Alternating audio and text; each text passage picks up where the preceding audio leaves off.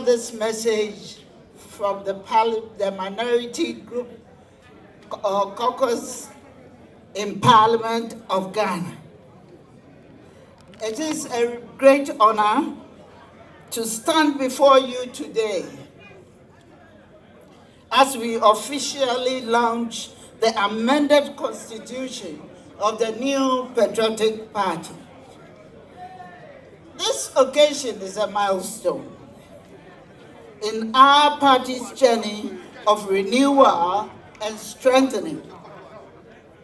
After months of hard work, reflections, and broad consultation, we have updated our party's constitution to better reflect our values and the lessons learned from recent experiences. These amendments were adopted by an overwhelming consensus at our National Delegates Conference on 19 July 2025, and they embody our collective resolve to improve how our party operates. As a proud member of this great party, I fully support these constitutional amendments and the positive change they represent. The NPP has always been a party of progress and principle.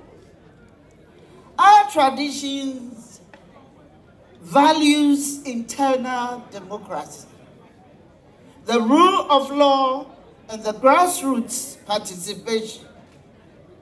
In keeping with the tradition, the leadership tasked a committee to review our constitution. Following the recommendations of the 2024 Elections Review Committee, the committee received over 300 proposals from party members across the country.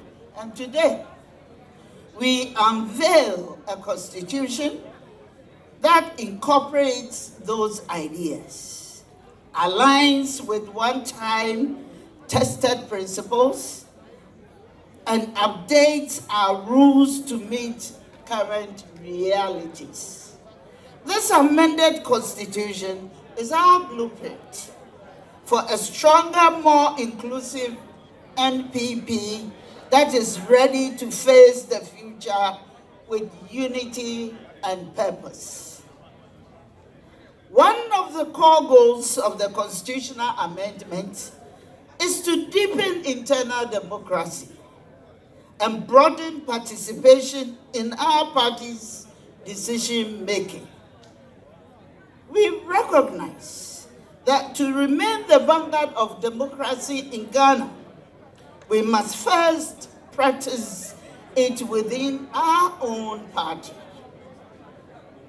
These amendments mark a decisive move to deepen internal democracy and decentralize decision-making power in the selection of our leaders.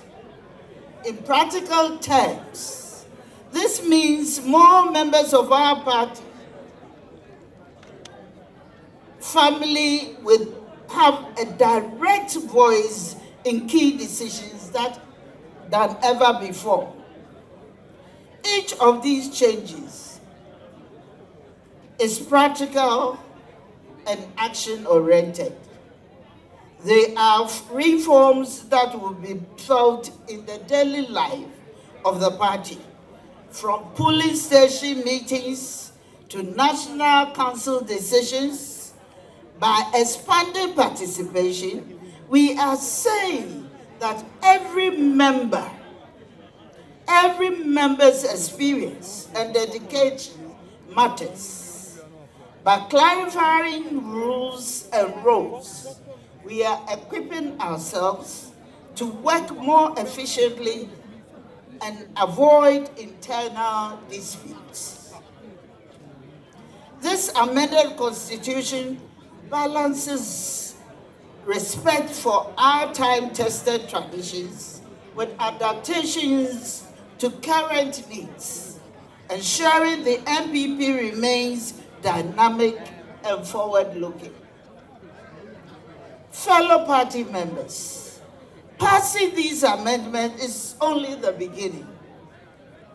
The true test lies in how we come together to implement them.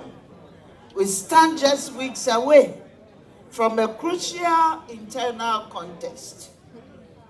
On 31st January 2026, we will elect our flag bearer for the 2028 general elections. This upcoming presidential primary will be the first conducted under our new rules. Party unity during and after this process will be paramount. The expanded electoral college means that thousands of party members, from long-term elders to grassroots activists, will have a stake in its outcome. With such broad participation, it is natural that competition will be very keen. However, we must remember that competition should not breed division. All aspirants and other supporters must campaign with discipline, respect, and camaraderie that are party values. Our leaderships has already shown a commitment to enforcing discipline and promoting mutual respect among contenders. Earlier in this year, the National Steering Committee and Council of Elders convened meetings with prospective aspirants to address tensions and emphasize unity. We affirm today that any internal disagreements must be resolved through dialogue and in the spirit of camaraderie. We cannot afford to let internal misunderstanding threaten our collective focus. Mr. Chairman, as we launch the new Constitution, having launched the new Constitution, I appeal to every member of the NPP to let these rules guide our mindset. They call for openness, inclusion, and fairness, and so should our behavior. Let us engage in healthy debate over ideas and vision and stop the personal attacks. Let us celebrate the diversity of talents in our party without fracturing our unity. There is far more that unites us than divides us. At the end of the day, we are one family with one mission, that is to return the NPP to government to continue the development of Ghana. That mission can only be achieved if we come out of 31st January primaries as one unified force. Mr. Chairman, party elders, regional and constituency executives present, our Council of Elders and Patrons, you have been given an even greater voice under these amendments.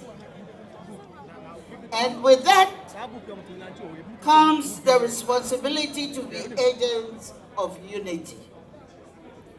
Use your influence to mend fences and encourage collaboration.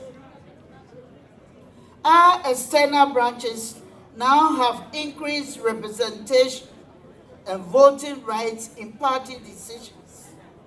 To our brothers and sisters abroad, stay engaged and know that your contribution to unity are valued at home. Every member listening to me at every level, the NPP needs you to play a part in fostering unity as we choose our leaders. If we stay united, disciplined, and focused through the primaries, the Ghanaian will see a party that is mature and ready to govern. Another worrying development under the current NDC administration is the apparent politicization of state institutions, which we must look at, particularly the misuse of the security agencies and the judiciary against the opposition. We have consistently called on President John Mahama and his government to halt the continuous weaponization of the state security and the judiciary against political opponents.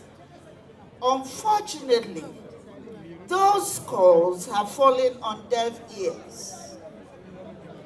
We have witnessed actions that are unprecedented and deeply troubling in Ghana's history.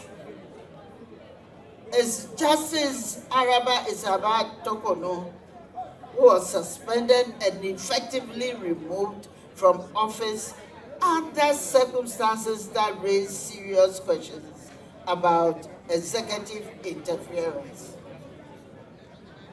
My brothers and sisters, I know that one concern on the minds of many supporters of our party is reduced numbers in parliament after the 2024 election. It is true we are small minority caucus than before. This is a new experience for our party. In the Fourth Republic, we have not faced such a gap in parliament in long time. But let me assure you, we may be fewer in number, but we are mightier in our reason. The minority caucus remains rock solid, united behind our leader, and absolutely determined to hold the Mahama government accountable every day. In fact, attempts by the majority to exploit our smaller size have only backfired and made us even more cohesive. I want to state unequivocally that minority caucus cannot be intimidated. We are as strong and united, and any extra pressure will only strengthen our bonds. In conclusion, I want to remind us that constitutions and rules alone do not win elections. People do. It is our collective dedication to the ideals enshrined in the Amended Constitution that will make the difference. Let us therefore commit today to live out the spirit of amendments. Let us demonstrate tolerance, unity, and hard work in all our party activities. If we do so, I'm confident that we will not only have a successful primaries on 31st January 2026, but also rejuvenate a party ready to convince Ghanaians that we deserve their mandate once again. Fellow patrons, the new patriotic party has been the engine of Ghana's development in the past because we coupled our ideas with actions. Today, we have taken action to reform ourselves, to put our house in order. This inspiring moment will ring hollow if we do not follow through. So I urge all of us to let us implement our new constitution to the letter and in spirit. Let us continue rebuilding together with our values, strengthening the bonds of unity, freedom, and democracy within our party.